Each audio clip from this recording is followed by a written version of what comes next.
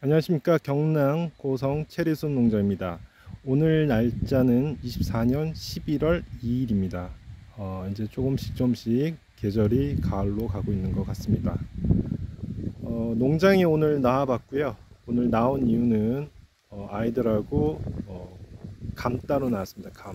그래서 많이 땄고 지금 이제 딴 감들은 홍시도 만들고요. 그 다음에 깎아서 이제 꽃감도 만들 겁니다. 예, 이제 조금 남아있는 감들이고,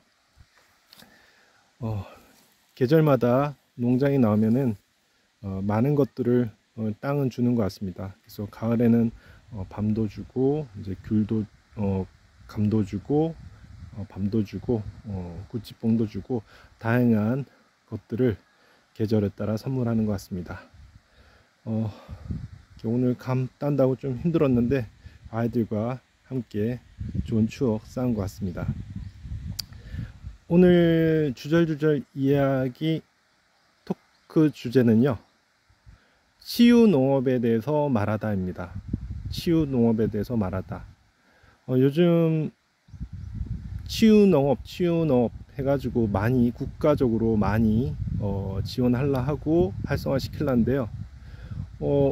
너가 어떻게 치유 농업에 대해서 말을 하냐라고 이렇게 얘기를 하신다면, 일단은 농업에 이제 아버지와 가족이 뛰어든 거는 일단 10년이고요. 사회복지 기관에서 한 5년 정도 일을 했고, 치료 관련돼서는 한 20년 가까이 일을 해왔기 때문에 그거에 대해서 어느 정도 얘기할 수 있다고 생각합니다. 왜냐하면 치유 농업에 대해서 알려면 이 세 가지를 알아야 됩니다. 첫 번째는 사회복지에 대해서 알아야 되고요. 두 번째는 농업에 대한 이해가 있어야 됩니다. 세 번째는 치료적인 부분에 대해서 알아야 됩니다. 그래서 이 세 가지를 이해를 해야지 치유 농업에 대해서 접근이 가능하리라고 생각합니다. 저희가 체리가 제일 맛있을 때, 가장 좋을 때 첫날에 하는 게요, 조금 특별한 아이들과 그 가족들을 체리 농장에 초대해서 저희 농장 안에서 한 3시간 정도 매년 행사를 하고 있습니다. 올해 5번째 행사를 했는데요. 대단한 건 없습니다. 첫 번째 체리 따먹는, 가족들이 마음껏 따먹는 활동을 하고요. 두 번째는 아빠들한테 아이들 썰매 좀 끌어주라 해가지고요. 그 풀썰매, 눈썰매 있잖아요. 그거를 가지고 하나씩 줘서 아버지들이 이 풀밭에서 쭉 끌어달랍니다. 그러면 안전하고 굉장히 재밌어 하고요. 그 다음에 이제 마지막으로 이 숲이잖아요. 체리숲.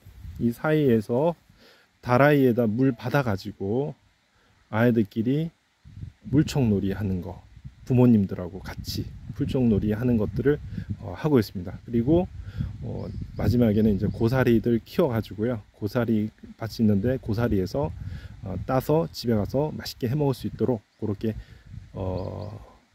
행사를 하고 있습니다. 수익과 상관없이요. 수익과 상관없이 이제 특별한 아이들과 가족들과 함께 하는 행사를 올해 5년째 하고 있습니다. 제가 말씀을 드리는 거는 국가적으로 치유 농업으로 갈라 하죠. 왜냐하면 유럽이나 네덜란드에서는 농장 자체가 치유 농장으로 해서 많은 치유 농장들이 있고, 단지 생산을 넘어서서 하나의 복지 기관으로서 방향을 틀고, 그리고 실제로 도움이 되는 식으로 운영을 하고 있습니다. 결국 그렇게 가야 됐고요. 그래서 오늘 제가 그쪽 전문가로서 드리려면 어떤 개념을 가지고 있어야 되느냐에 대해 말씀을 드리고자 합니다. 그렇죠. 우리가 고령화 국가로 가잖아요. 고령화 국가. 제가 노인 쪽도 오래전에 일을 했습니다. 노인 복지 쪽으로도. 요즘 뭐 노인 시설, 주간 보호 센터라든지 이런 요양원이라든지 많이 생기고 뭐 유치원도 노인 쪽으로 가고 있는데요. 분명히 이제 노인들한테도 네덜란드에서도 그렇죠. 노인들한테 그냥 한 공간 안에서, 실내적 공간 안에서 모여 있는 것보다는 이런 자연 햇살을 받아가면서 단순한 작업을 하는 것 자체가 굉장히 치료적인 효과, 그리고 예방적인 효과가 있습니다. 제일 큰 건 그러겠죠. 치매라든지 그런 부분들을 예방하고, 그리고 뭐 조금 있다면 치료를 하는 것들이 중요하겠죠. 그래서 제일 중요한 게 움직이는 겁니다. 움직이는 거. 사람은 움직여야 됩니다. 죽는 순간까지. 근데 움직이지 않게 되면은 사람은 죽은 거나 다름없습니다. 조금 벗어나서 제가 멍게 이야기를 한번 해드릴까요? 멍게 이야기. 멍게는 원래는 유충으로서 막 움직입니다. 좀 더 움직이다가 어느 돌이라든지 어느 곳에 정착을 하게 되면 거기에 뿌리를 내리고, 그리고 자신의 뇌를 먹어치운답니다. 그래서 뇌가 사라진답니다. 그래서 멍게 자체는 움직임이 있다가 움직임 필요 없다 하면은 자신의 뇌를 먹어버리고 없는 상태로 자라게 됩니다. 그게 의미하는 건 뭐냐면, 움직이는 모든 생물들은 뇌가 있고 그리고 살아있는 겁니다. 움직이지 않는 것들은 죽어 있는 것이죠. 그래서 이런 농장에서 어떤 뭐 자연을 보고, 그리고 햇빛도 쬐고 움직이면서 적절한 소일거리를 한다면은 이게 정말 가장 좋은 복지겠죠. 그래서 어떤 방향은, 어떤 농장의 방향도 그렇고요, 이 그런 노인 복지 시설 방향도 이런 결합된 형태로 가는 것들이 굉장히 앞으로의 미래의 방향일 수 있습니다. 그래서 유럽 같은 데서는 농장이 어떤 장애우들을 위한 어떤 재활 치료실로서도 이용하고, 아니면 노인들의 그런 어떤 심리적인 안정 또로서 활용될 수 있다는 겁니다. 그래서 제가 두 가지 방향으로 생각을 해야 될 것 같습니다. 어떤 치유적인 측면에서 예방적인 부분들, 뭔가가 문제가 일어나기 전에 어떤 정서적인 뭐 우울증이라든지 치매라든지 이런 부분들이 발생하기 전에 예방적 효과로서 농장은 치유 농장은 기능할 수 있다. 두 번째는 재활적인 측면에서, 치료적인 측면에서 문제가 있더라도 많이 움직이고, 그리고 다양한 감각적인 경험을 함으로써 치료적인 효과를 발휘할 수 있습니다. 그래서 농장을 앞으로의 구성이 어느 정도 규모는 돼야 돼 있지만, 어떤 주간 어떤 복지와 연결된 농장은 전혀 다른 모델이 될 거고요. 앞으로의 방향은 그렇게 가야 될 것 같습니다. 그리고 정부가 어떻게 해야 되냐면, 그런 농가에는 어느 정도 적절한 기준을 갖춘 농가에는 뭐 바우처라는 그런 제도를 통해 가지고 지원을 하는 형태, 그런 형태로 된다면 농가도 살고, 그리고 실제적인, 그렇잖아요.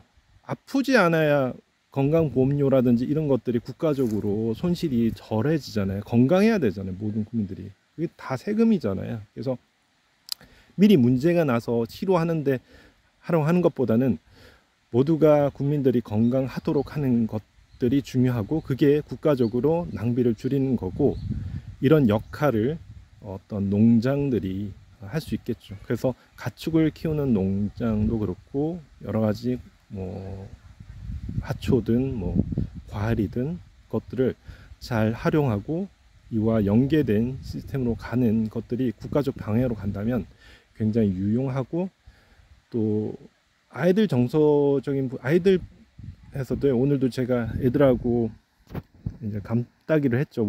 저희 집 애들하고 할아버지랑 할머니랑 저희 엄마랑 이렇게 같이 감을 따는 거를 했는데, 이런 감을 따보는 어렸을 때 이런 경험들이 결국에는 평생의 자산으로 남습니다. 그래서 감도 뭐 따본 사람이나 알죠. 근데 어려서 감을 따보고 여러 가지 경험을 한 아이들은 커서도 어떤 어려움이 있더라도 헤쳐나갈 수 있는 건강한 언어로 성장을 합니다. 그렇듯 모든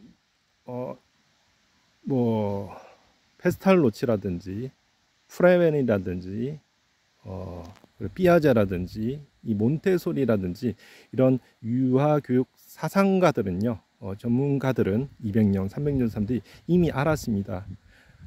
아이들과 사람은 자연을 통해서 성장하고 배울 수 있다. 그래서 그게 굉장히 중요하고 이런 농장들이 그런 기능을 해왔고요. 요즘 사회적으로 문제가 많잖아요. 이제 문제가 많은데